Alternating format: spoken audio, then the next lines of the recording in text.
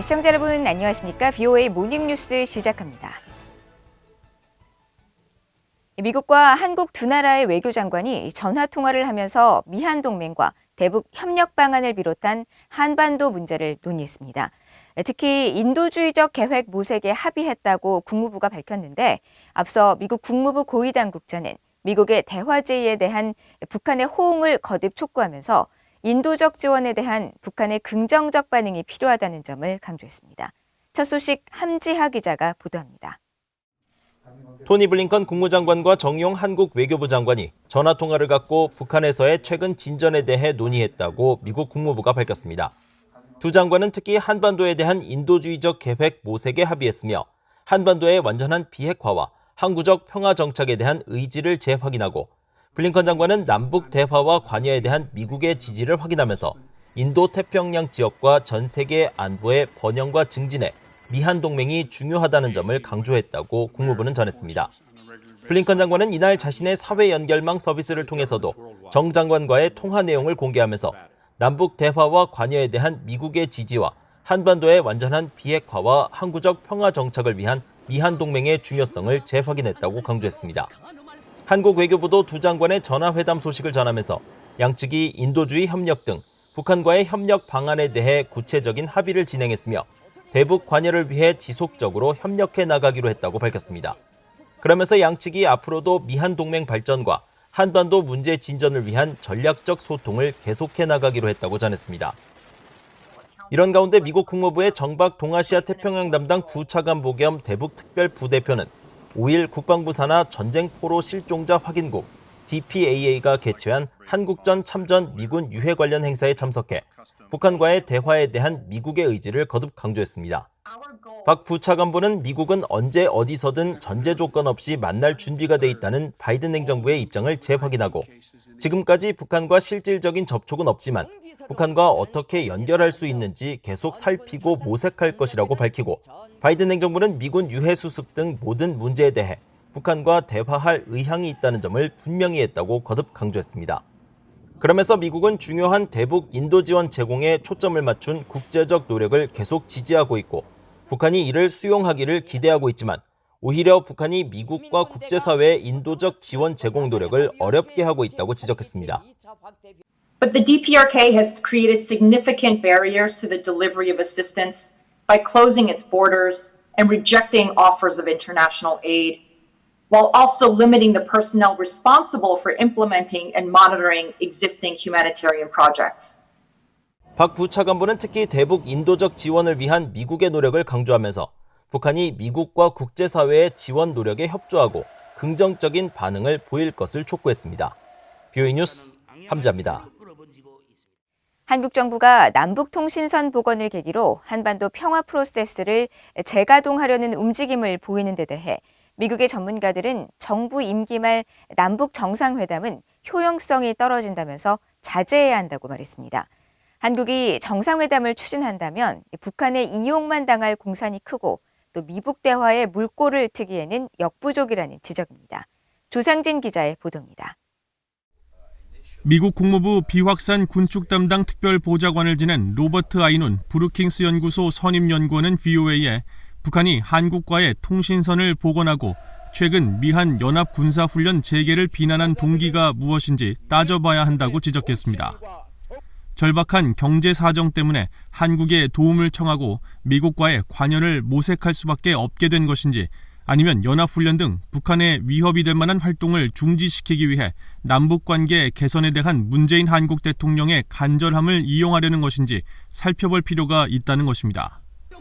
그러면서 후자라면 김정은은 문 대통령을 독려해 미한 공조의 틈을 벌리고 핵 문제에 진전이 없는데도 북한에 이루은 남북 프로젝트를 독자적으로 추진하게 만드는 수단으로 보고 있는 것으로 평가했습니다. 에반스 리비어 전 미국 국무부 수석 부차관보는 임기 말 남북관계 개선에 주력하려는 문재인 정부의 정책 기조를 약한 고리로 보고 있는 김정은 정권이 앞으로도 이 부분을 계속 이용하려 들 것이라고 분석했습니다. 특히 북한 정권이 남북관계 개선에 관심을 두거나 진지한 노력을 기울일 것이라고 믿을 만한 근거가 없다면서 오히려 북한은 사실상의 핵 보유국으로 남는 데 주력하고 있으며 이런 상황은 핵 문제의 진전 가능성을 거의 불가능하게 만들고 있다고 설명했습니다. 미국 국무부와 국가정보국장실 선임 자문관을 지낸 로버트 매닝 애틀랜틱 카운슬 선임 연구원은 임기 말까지 한반도 평화 프로세스 진전을 위한 남북 대화 필요성을 강조하는 문 대통령은 끝없이 반복되는 현실에 갇힌 그리스 신화 속 인물 시지푸스를 연상시킨다고 지적했습니다.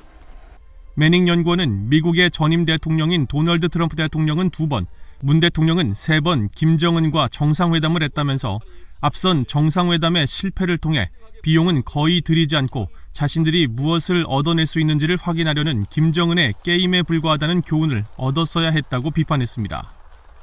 전문가들은 또 비핵화 협상 방향과 제재 수위 등 바이든 행정부의 대북 정책에 영향을 끼치기 어려운 문재인 정부의 한계를 거론하면서 임기 말 한국 정부가 추진하고 있는 남북 정상회담의 효용성이 떨어진다고 지적했습니다. VOA 뉴스 조상진입니다. 북한이 지난해 12월부터 영변 실험용 핵시설을 여러 차례 가동한 정황이 포착됐다는 내용의 유엔 안보리 대북제재위원회 전문가 패널 보고서가 다음 달에 공개될 것이라고 일본 언론이 보도했습니다. 일본 니케이 신문은 6일 이 같은 내용이 담긴 대북제재위 전문가 패널 보고서 초안을 입수했다면서 이 초안은 안보리 이사국의 토론과 수정을 거쳐 다음 달에 발표될 예정이라고 보도했습니다. 니케이 보도에 따르면 보고서 초안에는 지난해 12월부터 올해 2월 사이 촬영한 위성사진과 적외선 사진 등을 근거로 영변 핵시설에서 여러 차례 시험이 실시된 것으로 보이며 경수로 외부 공사와 기자재 설치 과정도 진행 중인 것으로 보인다는 내용이 포함됐습니다.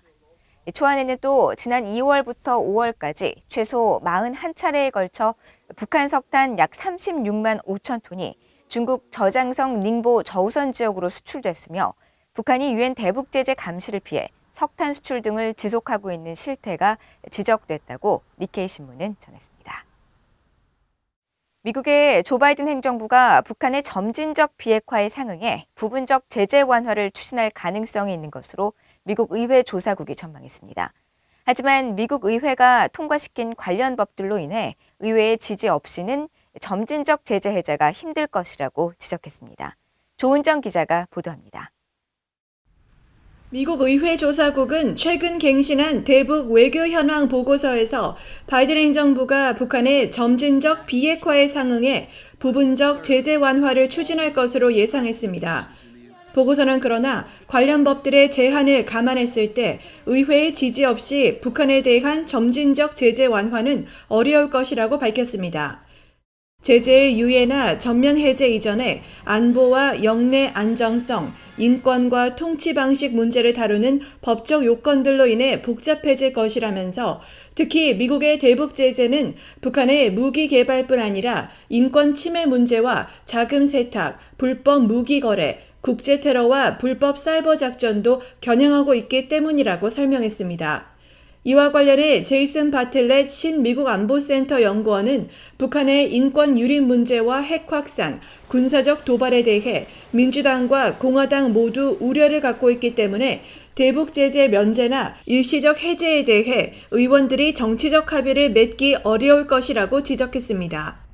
Because this was passed by Congress, I would expect that any unilateral action to suddenly lift sanctions against North Korea would have severe backlash from the Congress at this point because they have not expressed any consensus for the relief. 2016년에 발효된 대북 제재와 정책 강화법에 따르면 북한의 돈 세탁 활동 중단과 유엔 안보리 결의 준수, 불법 억류 외국인 송환을 비롯해 인도적 지원 분배와 감독에 관한 국제규약 준수, 북한 정치범 수용소 환경 개선 등의 진전을 대통령이 의회에 증명해야 제재를 최대 1년까지 유예할 수 있습니다. 의회 조사국 보고서는 이어 바이든 행정부가 지난 4월 북한과의 외교를 탐색하는 조정되고 실용적인 접근법을 발표했으며 일부 분석가들은 이 접근법이 과도하게 수동적이며 공개적인 관여 제한에 실질적인 내용이 거의 없다고 지적한다고 전했습니다. 그러면서 미국과 북한의 협상이 재개되면 의원들이 북한 핵의 점진적 폐기와 이에 상응한 점진적 제재 완화라는 바이든 정부 목표의 장단점을 논의할 것으로 내다봤습니다. 보고서는 북한이 트럼프 행정부와 바이든 행정부의 대화 재개 제안을 무시했다고 지적하며 김정은 위원장이 관여를 꺼리는 이유가 신종 코로나 바이러스 감염증에 따른 압박 때문일 수 있다고 분석했습니다. 의회 조사국 보고서는 이와 함께 북한은 전 세계에서 지속적으로 사이버 공격을 감행하고 있으며 가까운 시일 내에 핵실험과 장거리 탄도미사일 시험 유예 조치도 되돌릴 것이라는 우려가 일부 분석가들 사이에 있다고 밝혔습니다. VOA 뉴스 조은정입니다. 미국 상원 의원들이 미국 내 주요 기반 시설의 사이버 보안을 강화하고 사이버 범죄를 일삼는 외국 정부를 제재할 수 있도록 하는 랜섬웨어 제재 방지법을 초당적으로 발의했습니다. 미국 상원 정보위원회 부위원장을 맡고 있는 공화당의 마르코 루비오 의원과 정보사법위원회 상임위원을 맡고 있는 민주당의 다이앤 파인스타인 의원은 5일 보도자료를 통해 최근 해킹을 통한 금전을 요구하는 랜섬웨어 해킹 공격이 미국 정부와 기업 등 사회 기반 시설을 위협하고 있다면서 이에 대한 대응 차원에서 해당 법을 발의했다고 밝혔습니다. 해당 법안에는 주요 기반 시설에 대한 사이버 보안 표준을 개발하고 해킹 조직들이 해킹 해제를 대가로 요구하는 암호화폐에 대한 규제를 강화하며 국무부와 정보기관이 해킹 조직을 후원하는 것으로 지목한 모든 국가를 랜섬웨어 국가 후원자로 지정해 제재할 수 있도록 하는 내용이 담겼습니다. 국제사이버보안업체 그룹 IB는 지난 3월 보고서를 통해 지난 2년간 전 세계적으로 랜섬웨어로 인한 피해 금액이 10억 달러를 넘으며 북한 해킹 조직 라자루스가 역대 최악의 랜섬웨어 피해 사건으로 기록된 2017년 워너크라이 공격을 일으키는 등 주요 배후로 활동하고 있다고 지적했습니다. 안토니오 구테르스 유엔 사무총장이 핵 보유국의 핵 위협 증가와 또 군비 경쟁의 우려를 표명하고 핵 없는 세상을 위한 핵 군축 조치에 나설 것을 촉구했습니다.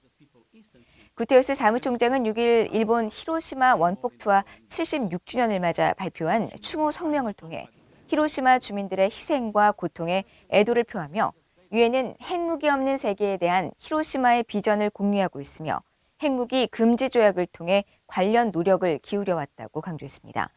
이어 몇몇 핵 보유국들이 최근 몇 년간 핵무기를 현대화하고 새로운 군비 경쟁을 촉발하고 있다면서 핵 없는 세계라는 목표를 향해 나아가지 못하고 있는 데 대해 깊이 우려하고 있다고 지적했습니다. 구테르스 사무총장은 그러면서 사실상 핵무기를 보유하고 있는 모든 국가들이 개별적 또는 공동으로 핵 군축 등 핵 위협 감소 조치를 취할 것을 강력히 요구한다면서 각국 정부가 핵무기 없는 세계에 대한 약속을 강화하기 위해 핵 확산 금지 조약 제10차 검토회의에 참여할 것을 촉구한다고 밝혔습니다. 이상으로 VOA 모닝뉴스를 모두 마칩니다. 시청해주신 여러분 고맙습니다.